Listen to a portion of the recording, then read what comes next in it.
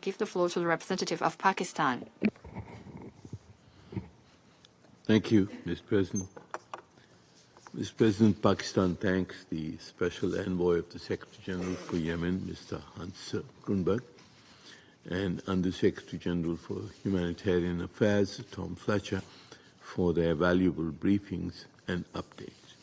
We welcome the participation of the permanent representative of Yemen in this meeting and reiterate our support to the efforts of the government of Yemen to promote a political solution in his country.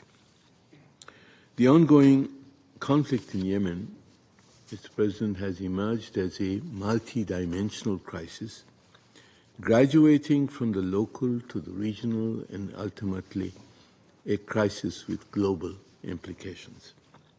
We need to address the various facets of this crisis through effective diplomacy and a collective response. We reaffirm our support for the efforts of the United Nations Special Envoy Grunberg, as well as regional initiatives, particularly by Saudi Arabia and Oman, to facilitate a negotiated political settlement. Pakistan also appreciates the continued engagement of the Special Envoy with regional countries and others involved in the Yemen crisis.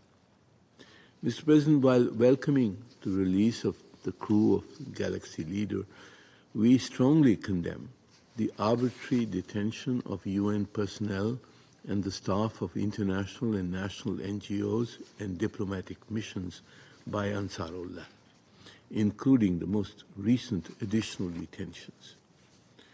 We are appalled at the tragic death of a World Food Programme staff member in Houthi custody in Sada and extend our deepest condolences to his family and loved ones.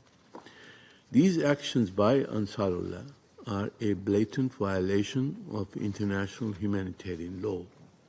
Ensuring the safety and security of UN personnel must remain a top priority for the international community.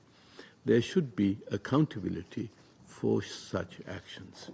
We call for the immediate and unconditional release of all detained personnel.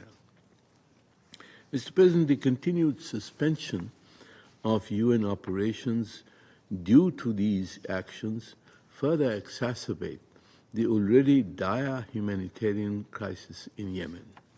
Nearly half of the population, over 17 million people, face acute food insecurity, while climate change-induced disasters, including floods and droughts, have displaced approximately 4.5 million individuals. This crisis necessitates a well-coordinated and robust international response. We urge donor countries to enhance their contributions to the 2025 Humanitarian Response Plan for Yemen, as just appealed by Tom Fletcher, and we call for an adequate response to address the urgent needs of the affected population in Yemen. Mr. President, Pakistan has condemned the Houthi attacks on commercial and merchant vessels. We take note of the Secretary General's report of 7 February 2025, which indicates that no new incidents of attacks on shipping have been recorded in the past month. This development is obviously related to the ceasefire in Gaza. It is imperative, therefore, to ensure that the ceasefire in Gaza continues and all three phases of the ceasefire agreement are implemented for the sake of peace in the occupied Palestinian territories as well as in the broader region, including Yemen. Mr. President, the December 2023 negotiations marked a significant step forward in Yemen.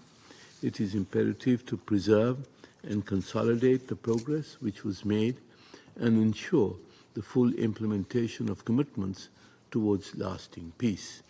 We share the Special Envoy's view that the roadmap remains a viable path towards initiated by a nationwide ceasefire, a structural political process, and addressing critical economic and humanitarian challenges facing Yemen. The resumption of military operations would further exacerbate the conflict.